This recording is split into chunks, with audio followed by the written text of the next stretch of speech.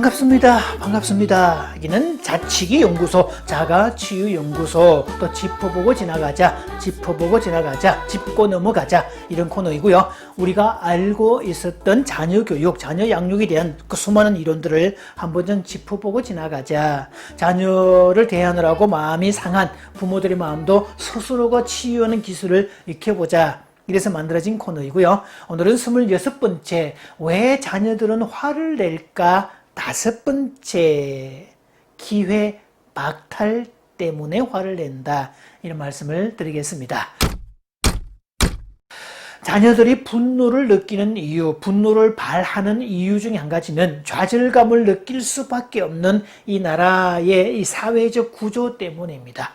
아이들은 어릴 때부터 공부라는 방식으로만 자신의 존재를 증명받는 그런 사회 구조 속에, 그런 학교 제도의 어떤 모습 속에, 모순 속에 살아왔죠. 그런데 이 공부마저도 이미 승자 독식이고요. 그들만의 파티고요. 또 쉽게 끼지 못하는 영역이 되었고, 현대판 카스트 제도의 영역으로 분류가 되었습니다. 그것으로 인해서 자녀들이 느끼는 상대적 박탈감, 미래에 대한 암담함은 훨씬 크다고 보시면 됩니다. 자, 그로 인해서 아이들은 자신이 서야 될 무대를 통째로 빼앗겨 버렸습니다. 탁월한 연주자, 가수 또는 춤꾼 또는 예술가가 그것을 펼칠 만한 무대가 없다면 그 절망감과 답답하면 얼마나 크겠습니까? 이 탁월한 배우, 미모도 되고 외모도 되고 대사도 잘하고 연기도 잘하고 탁월한데 이 사람이 드라마와 이 영화의 캐스팅을 받지 못한다면 어떨까요? 혹은 지금 온 세계가 코로나 때문에 아주 고통을 겪고 있는데 이 의학자가 코로나 백신을 발견했는데 어떤 병원도 그것을 쓰겠다는 병원이 없다면 이 사람은 어떤 절망감 속에 빠지게 될까요? 사실 아이들이 느끼는 느낌이 이런 것들인데요. 요즘 아이들이 게임에 빠지는 이유 중에 하나도 이것으로 설명할 수가 있습니다. 자녀들이 게임 중독에 빠졌다면서 도움을 요청하는 이런 분들이 많은데요. 무조건 금지시키고 무조건 자르는 게 능사는 아닙니다. 일단은 아이들이 왜 게임에 빠지는지에 대한 이 심리적 메커니즘을 이해를 하셔야 되는데, 아이들이 게임에 빠지는 이유는 그 게임이라는 그 영역이 자신이 설 수 있는 무대이기 때문입니다.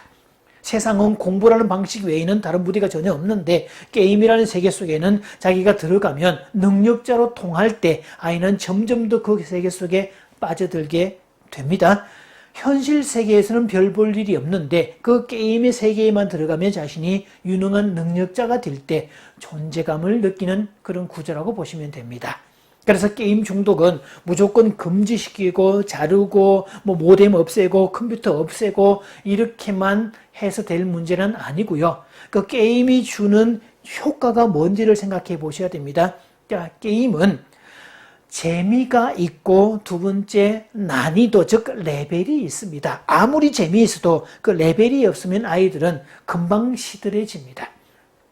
그래서 재미도 있고 난이도도 있는데 그 결과가 부정적이면 이것을 중독이라고 표현을 쓰고요.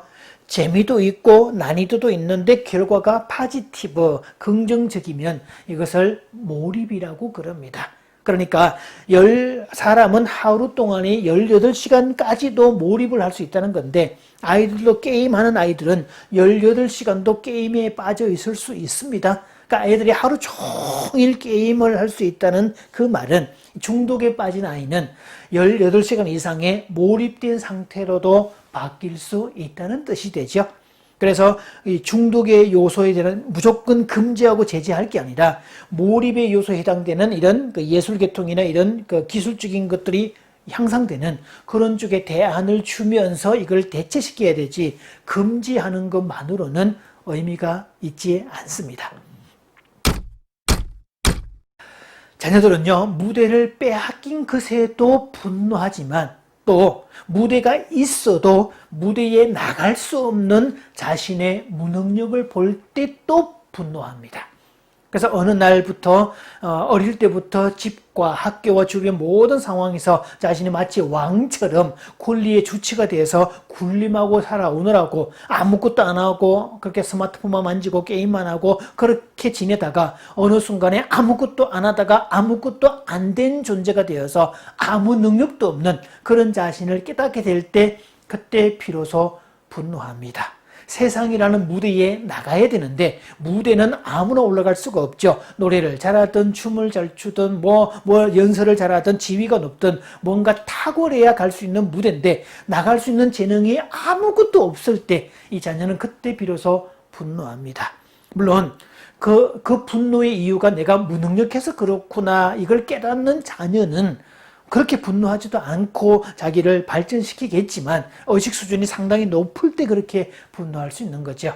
대부분의 자녀들은 이번 생은 끝났어 라고 포기하거나 아니면 히키코모리 즉 은둔형 외톨이가 돼서 집 밖으로 안 나가거나 아니면 내가 이렇게 된 것은 다 부모 때문이야 라고 부모님 탓을 하면서 이것을 투사라고 하죠. 그러면서 분노만 표출하는 그런 존재로 전락합니다.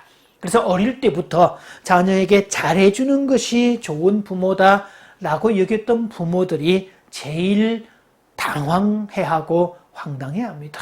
도대체 뭐가 부족했냐고 되묻습니다.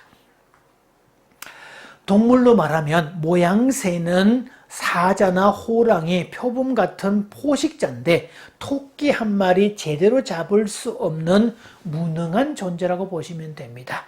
그래서 눈앞에 토끼 한 마리 나타났는데 사자가 돼가지고 당장 달려가서 잡아야 되는데 사냥은커녕 토끼가 나타났다고 무서워서 벌벌 떨고 있는 모양새라고 보시면 됩니다.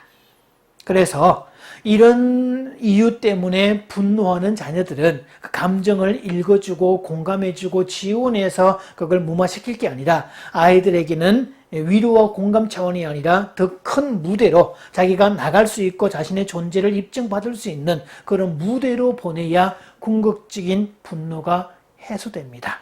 무대에 서는 사람은 행복합니다. 나의 능력을 발휘하는 순간이고 사람들이 나를 필요로 하는 사람들이고 나의 그 탁월한 능력에 사람들이 환호와 박수를 보내고 감동의 눈물을 흘리고 휘파람을 보내줄 때 이 사람은 정말 행복감을 느끼게 됩니다.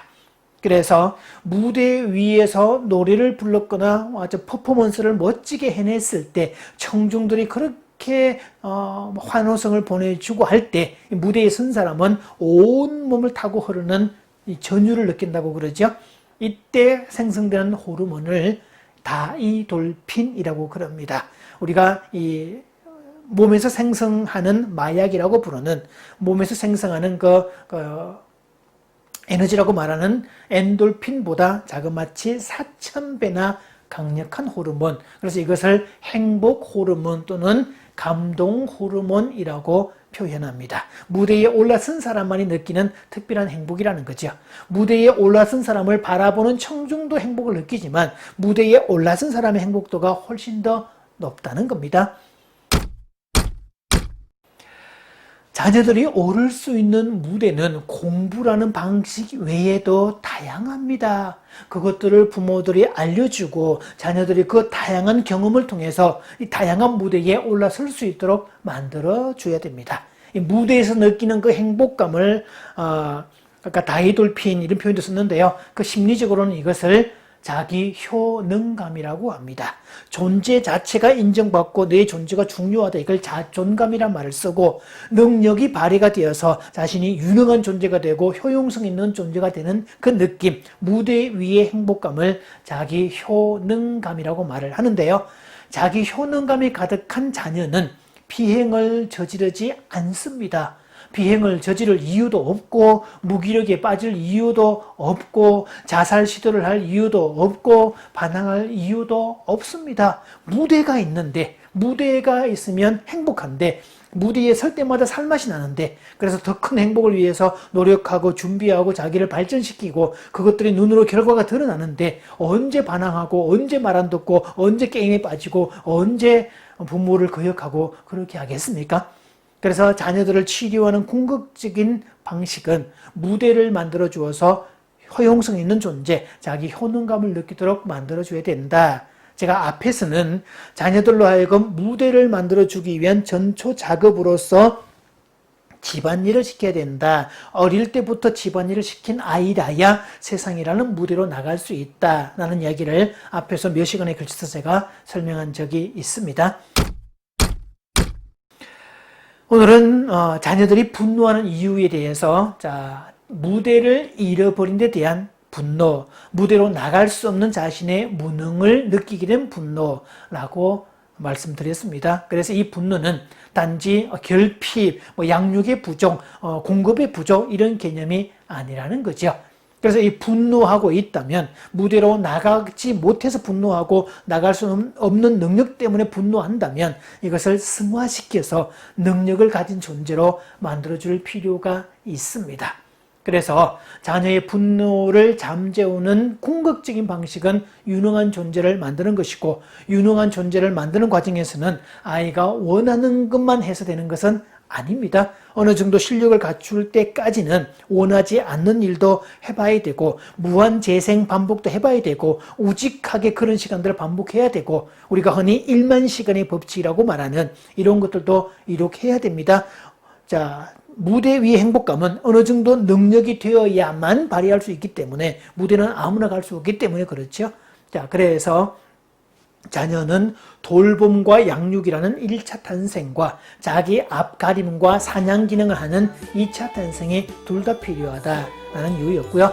그래서 어릴 때 잘해주었던 자녀들도 성인 자녀가 돼가고 세상으로 나갈 시점에 온 자녀들은 무능할 때 화를 낸다는 거 기억하시고, 지금부터라도 자녀의 2차 탄생을 준비하는 지혜로운 부모가 되시길 바랍니다.